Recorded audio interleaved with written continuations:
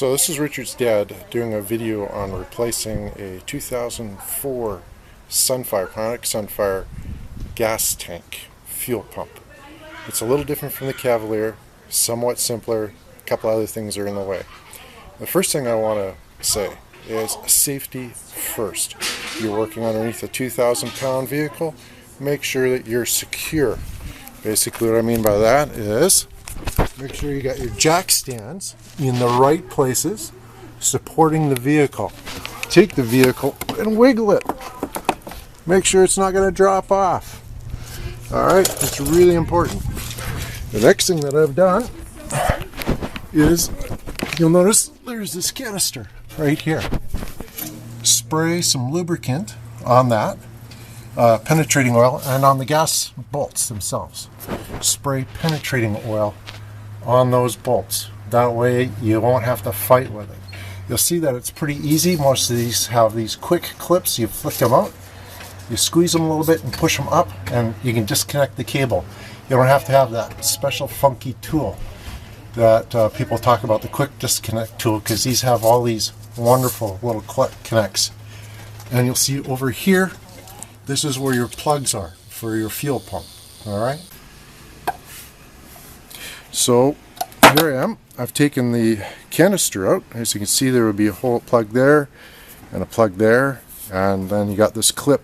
You can squeeze it together with pliers here and be able to move it, and then grab across here and move it out of the way. You can't move it just by that. It's really difficult.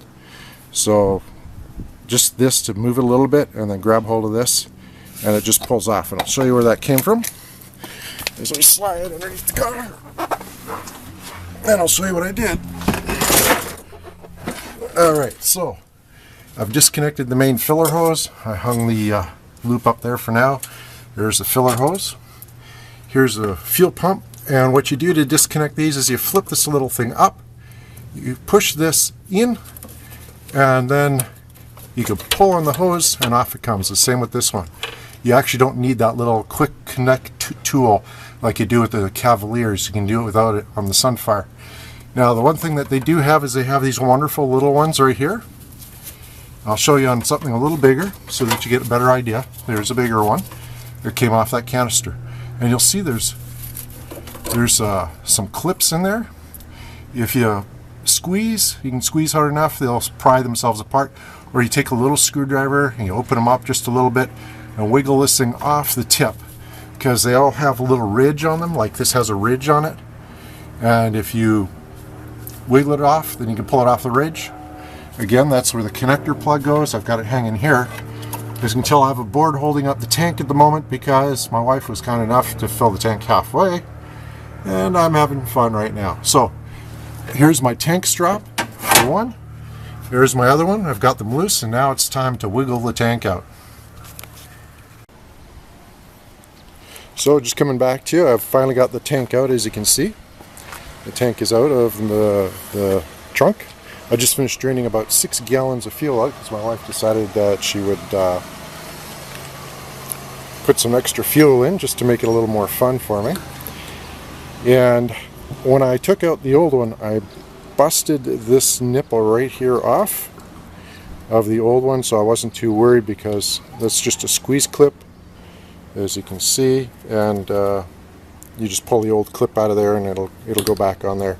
One thing that you shouldn't forget though is after you take out the old one, remember to take your compression ring out of there. Now, one thing you got to know is that these are loaded, they're spring loaded, okay? That's how they partly work. It's part of the pumping action. These are spring loaded. You'll be pushing this back in, you're putting the ring on, and then turning the ring to keep it in place. Also, don't forget, you'll get a couple of new rings. You'll get a ring like this one, fits on this tank right there, and sometimes you get these compression rings. Just thought I'd show you that. There's another one right there, and this is the one that belongs to this tank. This one would belong to the metal style tank they use in Cavaliers and other models. This is an AC Delco pump. They're a little more expensive than your Stantons and other ones. I decided to do it this way because I just don't feel like doing it in another 2 years. So I'm completed putting in the fuel tank. A few quick tips while I'm down here. Just to let you know, first of all, you notice this wonderful long piece of pipe that comes from the front of the car called your exhaust system. Well, there are 3 screws that hold it in place, 2 of them up here, and then there's one just in front of the driver's side tire. Loosen it up and hang them out of the way. The other thing that I learned, just as a quick note, don't use your axle for supporting your car, for putting jack stands underneath.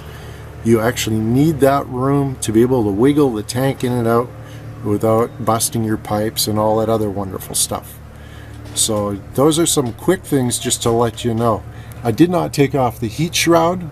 I left that connected. One piece of it connects directly to the strap and it can fold down and out of the way.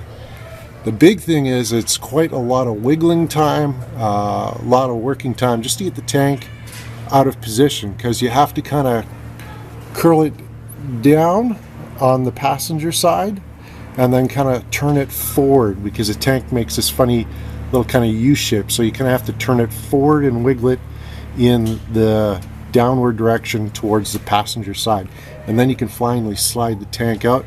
And the same goes for putting the tank back in. You need to do the same thing. It's a bit of work, a bit of fun, good for a beer afterwards. If you like this video, just click on like, and those are a few tricks and hints that I've found, and hopefully it'll help you. Thanks. Bye.